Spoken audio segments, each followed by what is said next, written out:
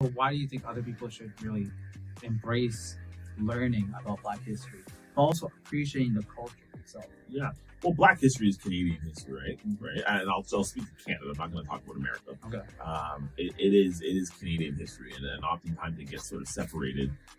But that's also a lot of times it gets whitewashed, right? And it doesn't get focused. And I find, especially in schools, so much of Black history is just taught through the lens of slavery. We're just slaves. All we hear about is what slaves we were. There are people who have done incredible, inventions and pioneers that we don't even celebrate, right? We spend, schools especially spend so much time on slavery, which obviously is huge.